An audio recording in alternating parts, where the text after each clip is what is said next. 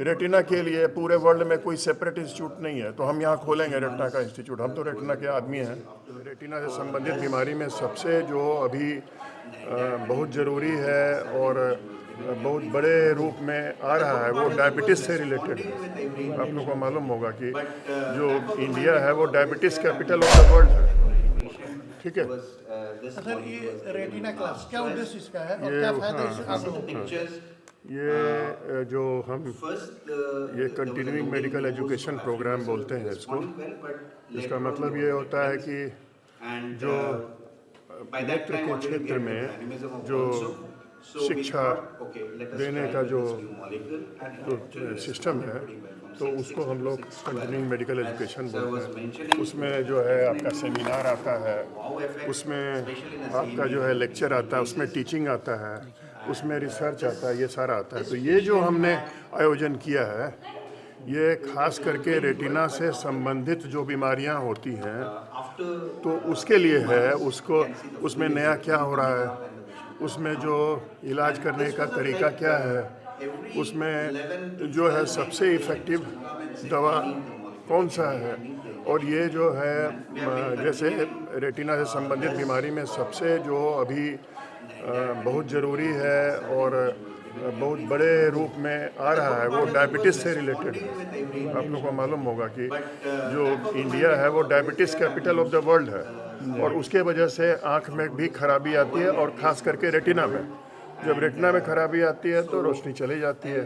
तो उससे संबंधित जो बीमारी है उसके बारे में डिस्कशन कर रहे हैं। जो एजिंग होता है, जो एजिंग के वजह से भी पर्दे में खराबी आती है, जैसे कैटरेक्ट हो जाता है, उसी तरह रेटिना में भी खराबी आती है, और उसके वजह से जो है जो रोशनी आँख की चली जाती है, उसके लिए भी हम डिस्कस कर। बीमारी का सबसे बड़ा लक्षण, हाँ नहीं, पहले आप लक्षण सुन लीजिए फिर बचने की बात करेंगे। तो सबसे जो लक्षण है वो ये है कि आपको आँख के आगे में कोई क्या बोलते हैं कीड़ा जैसा आ जाए।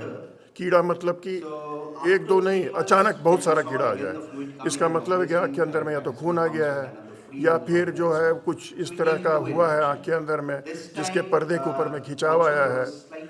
उसके बाद जो है दूसरा क्या है कि आपको लगेगा जैसे आप देख रहे हैं कोई शीशे के थ्रू, तो लगेगा कि कोई धुंध है आगे में, धुंध। उसी तरह से ये भी होता है, कभी कभी आपको लगेगा कि बीच का जो है सेंटर का नहीं दिख रहा है और साइड में आपको दिख रहा है। और कभी कभी जब एडवांस स्टेज हो जाता है तब आँख की रोशनी कम हो जाती है। जैसे मान लीजिए आप 100% देख रहे हैं तो आप 50% देखेंगे या 20% देखेंगे। तो ये सारा जो है लक्षण है। अगर इस तरह का कोई हो, कोई डायबिटीज़ है किसी को, तो इसका मतलब है कि उसके पर्दे में शुगर जो है चला गया है। उसी तरह से अगर कोई एजिंग का पेशेंट है तो इसका मतलब है कि उसका पर्दा इतना कमज़ोर हो गया है कि उसके अंदर में खून आ गया है। इसी तरह से और बीमारी में होता है। तो इसका ट्रीटमेंट इलाज क्या है? इसका इलाज जो है, सबसे पहला इलाज ये है कि अगर आपको इस तरह का लक्षण हो तो आप सबसे पहले किसी डॉक्टर को जाकर के दिखाएं, आँख का डॉक्टर है। दूसरी बात यह है कि आँख का डॉक्टर जो है देखेगा, आपका जज करेगा, देख के ये देखेगा कि आपके पर्दे के ऊपर में जो है वो किस तरह की बीमारी है।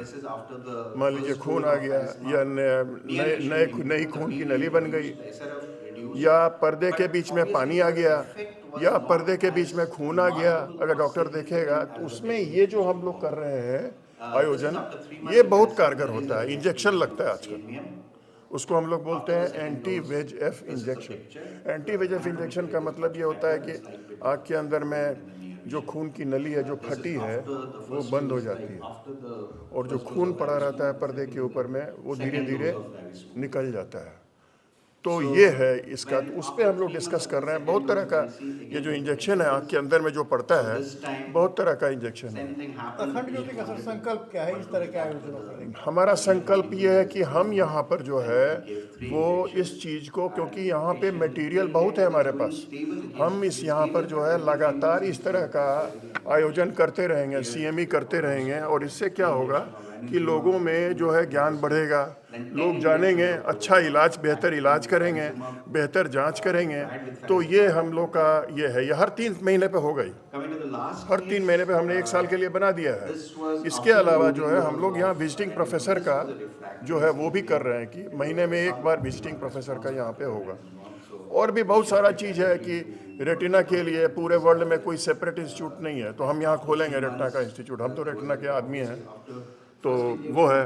दूसरा यहाँ पे आई हेल्थ का सेंटर फॉर आई हेल्थ, यहाँ पे सेंटर फॉर आई हेल्थ वहाँ पे है, international centre for I health है लंदन में।